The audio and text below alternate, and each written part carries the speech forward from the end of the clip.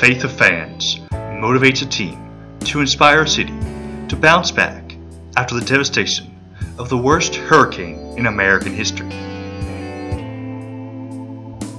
Now that should be a movie.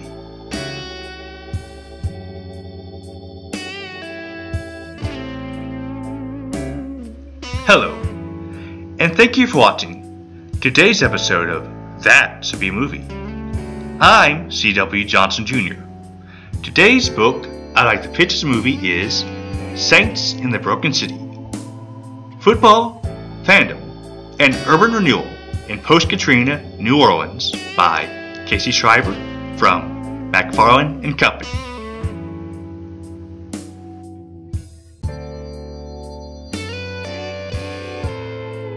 Yes, I know this is my third video about the New Orleans Saints and Super Bowl 44, but this just shows how much their story and that of the Crescent City's comeback after Hurricane Katrina deserves a movie. After all, there are plenty of books containing material for a screenplay. Coming Back Stronger, Unleashing the Hidden Power of Adversity by Drew Brees. Home Team, Coaching the Saints and New Orleans Back to Life by Sean Payton. Patron Saints, How the Saints Gave New Orleans a Reason to Believe by Alan Dunn. And Tales from the New Orleans Saints Sideline, a collection of the greatest Saints stories ever told. And From Bags to Riches, How the New Orleans Saints and the people of their hometown rose from the depths together by Jeff Duncan. Schreiber's book is just one more exhibit in the case for a movie about the Saints, because she adds a piece to the mosaic, the faith of the Who Dat Nation. Saints in the Broken City starts off with the history of football in the Big Easy. It documents the social impact of bringing the NFL to town, including holding a desegregated game at Tulane Stadium in the early 1960s. It then chronicles the creation of the Saints, the building of the Superdome, and the 38-year losing streak that the team and the people of New Orleans endure. The losing streak was so bad that many began to wonder if there was a curse on the Saints. Some of the legend surrounding the curse was based on fact, since the construction of the Superdome had disturbed the long-abandoned graves of the victims of an 1850s yellow fever epidemic and a 1930s cholera outbreak. However, the part about the stadium being built on top of the grave of the voodoo queen Marie Laveau was fictitious. Voodoo rituals were performed to break the curse, but nothing worked. Despondent fans began wearing paper bags to cover their faces in shame and calling the team the Eights. In response, New Orleanians began calling themselves the Who Dats, creating a nation that identifies as loyal Saints fans. They created the classic chant, "Who Dat? Who Dat? Who Dat say they're gonna beat them Saints?" By 2005, the state government of Louisiana had had enough. Governor Kathleen Blanco tried to get the Saints owner, Tom Benson, to renegotiate the contract between the team and the state. But he stood firm and broke off negotiations. Despite a troubled relationship with New Orleans officials, losing streaks, and diminishing ticket sales, Benson believed in the faith of the Who Dat fans who kept coming back. By August, he had agreed to reopen negotiations with Blanco, while at the same time rolling out the theme for 2005, "You Gotta Have Faith." It celebrated the faith of the Who Dat Nation in New Orleans over the past 39 years. August 26, 2005 saw the last game the Saints would play in the Superdome that season. Then Hurricane Katrina hit. While the epicenter of the Category 5 hurricane was further east in Mississippi, New Orleans became ground zero as pumps and levees failed, flooding 80% of the city in the largest urban disaster in American history. Nearly 1,000 people died. Due to a poorly coordinated evacuation, tens of thousands were left stranded. The Superdome, one of the only structures that could sustain Category 5 winds and hold a large number of people, became the shelter of last resort. The power failed and the toilets backed up. The shelter became more like a prison as armed guards searched everyone entering the hot, stuffy, stinky, dark, and overcrowded dome. The racial fault lines of the city cracked as New Orleans began to resemble a third world country which felt abandoned by America. Life almost went on as normal for the Saints. They were transplanted to San Antonio, where city officials rolled out the red carpet. Amid rumors that Texas City was courting them, the Saints went to Carolina to play the Panthers.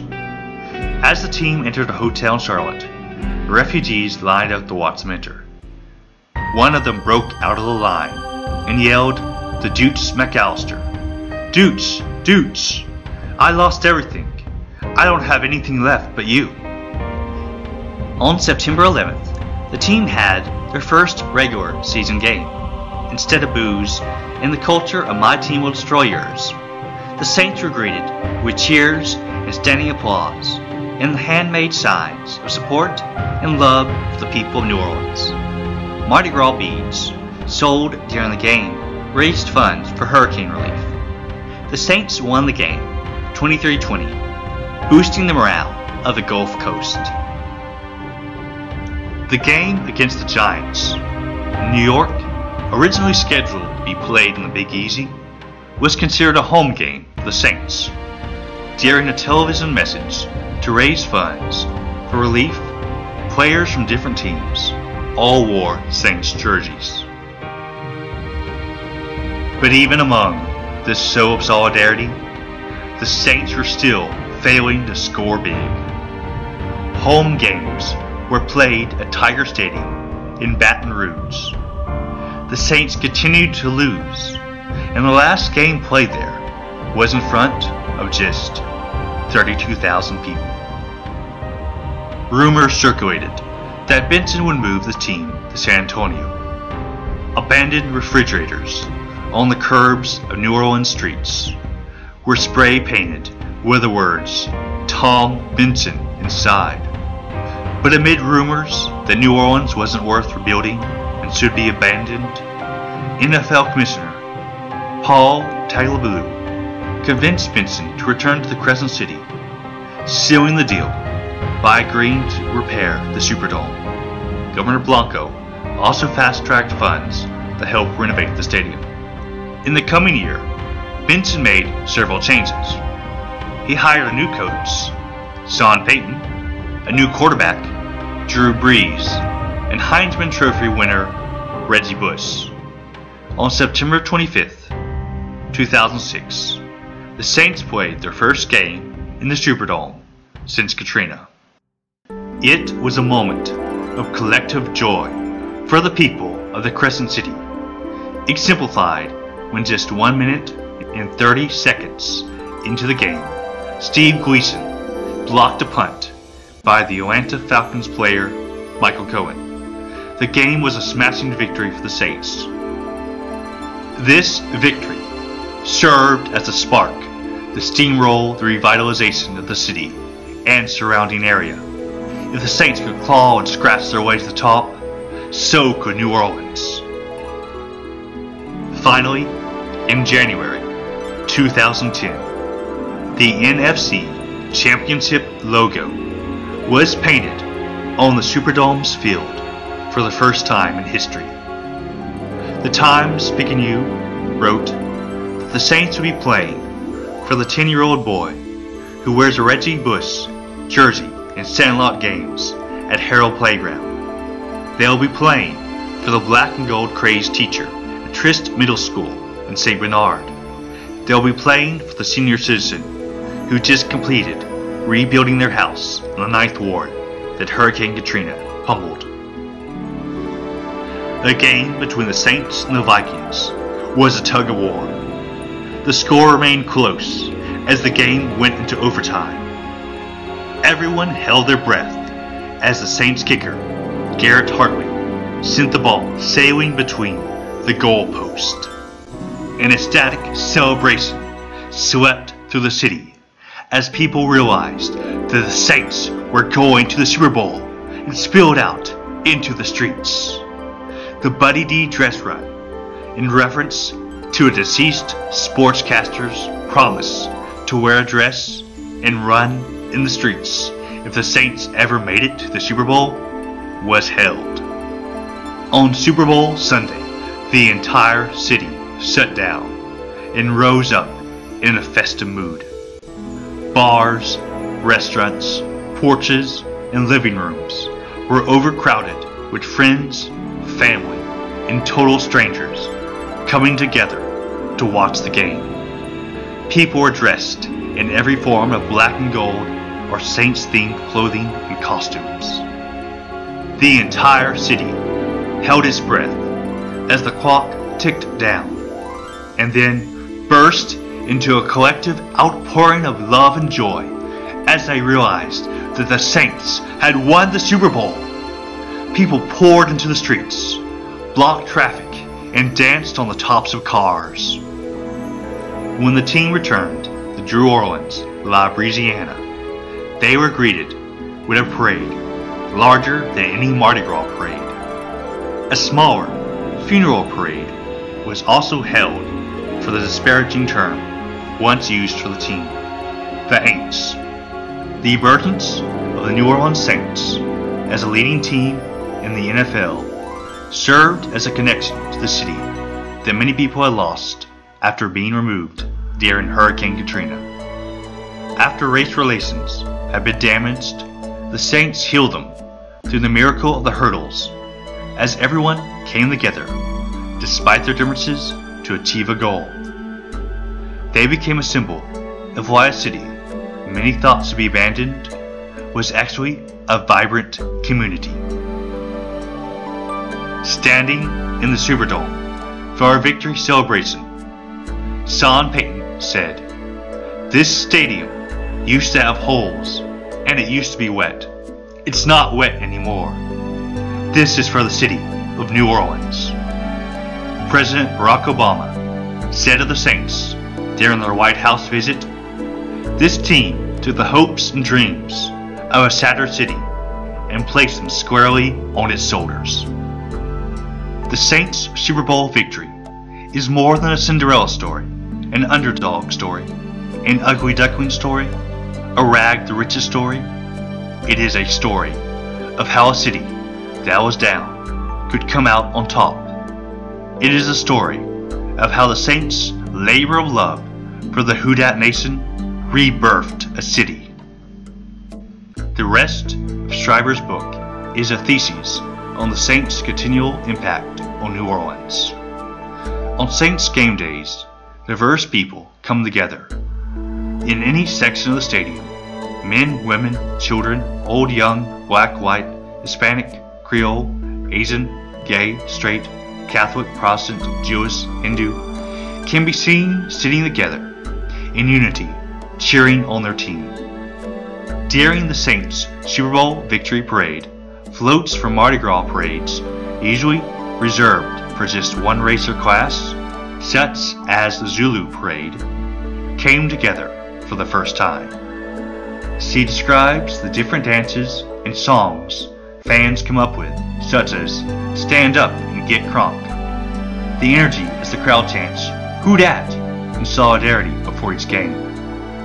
She records walking toward the Superdome on game day and seeing people inviting strangers to their tailgate parties.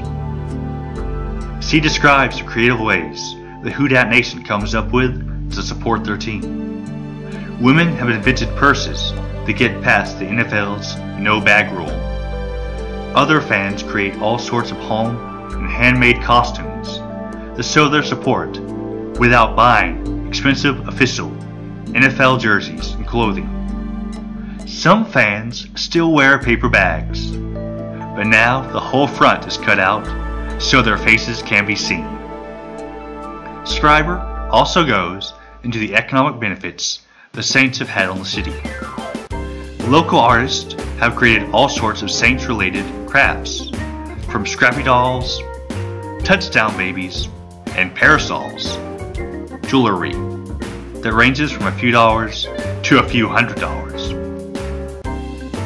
When visiting teams come to play the Saints, the local Who Dats engage in good-natured jabs at the fans while encouraging them to spend tourist dollars.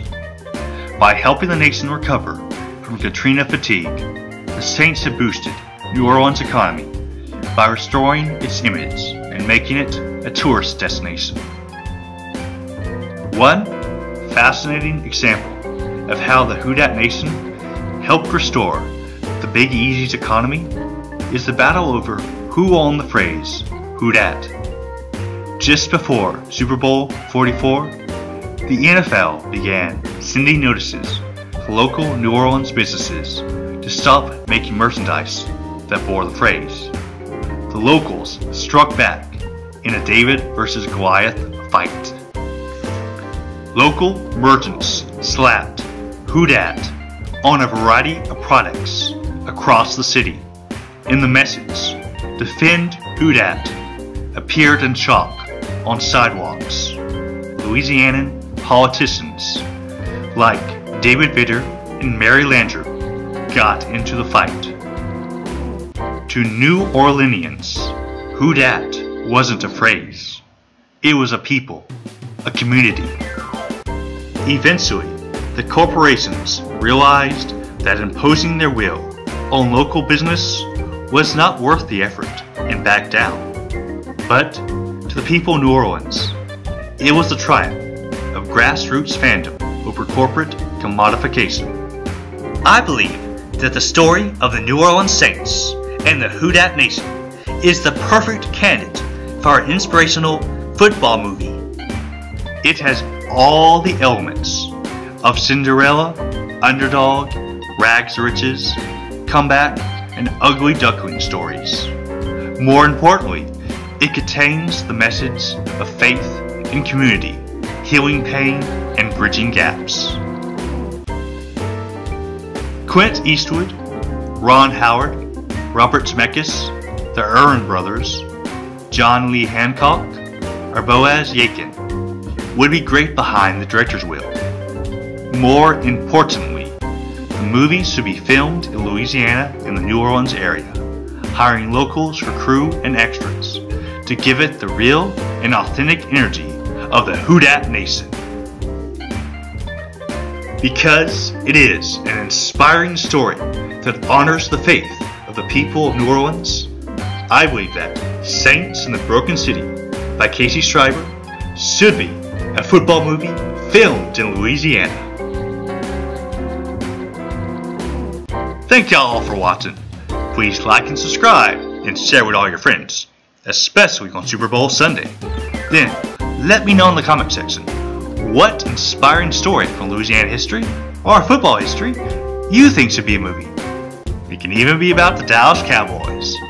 Who Dat?